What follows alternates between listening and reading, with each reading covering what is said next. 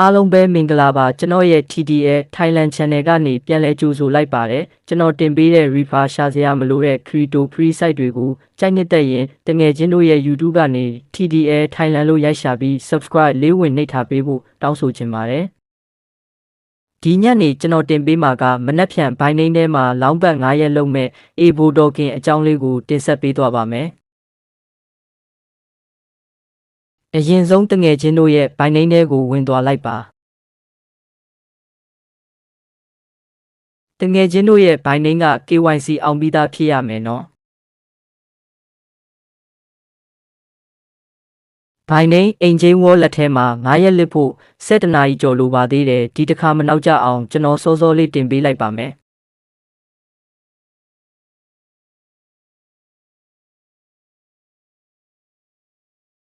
ပြီးရင်ကျွန်တော်ပြထားတဲ့၄တောက်ကွက်လေးကိုနှိပ်ပေးပါ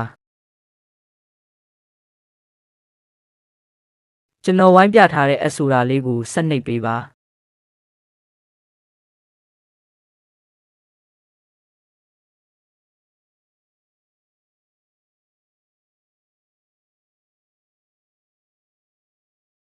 နည်းနည်းဆွဲတင်ပြီးလောက်ဘက်ကိုနှိပ်ပေးပါ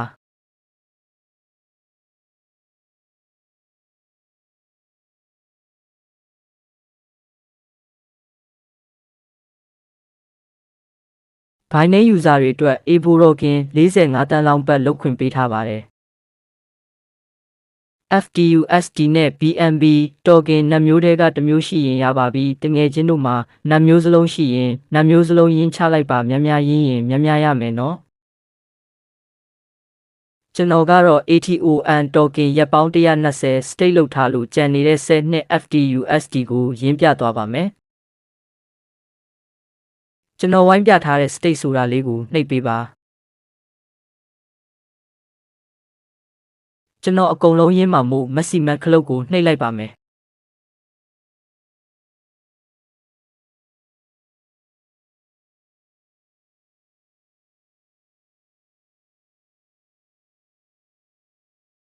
ပြီးရင် stake ကိုဆက်နှိပ်ပေးလိုက်ရင်ရပါပြီ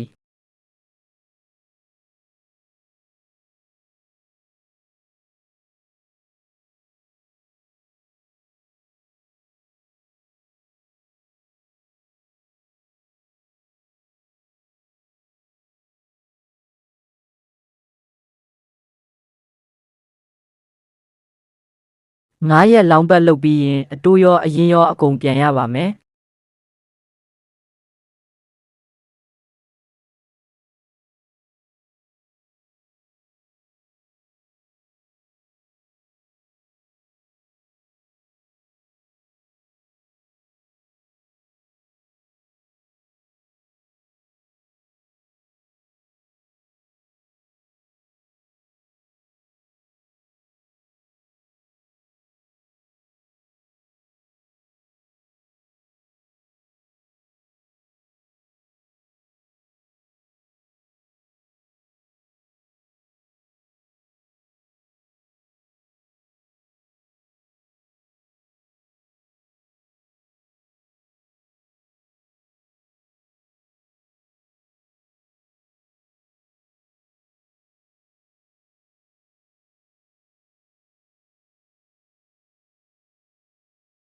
ဒီလောက်ဆိုတငယ်ချင်းတို့အဆင်ပြေမယ်လို့ကျွန်တော်မျှော်လင့်ပါတယ်ဒါဆိုဒီလောက်ပါပဲ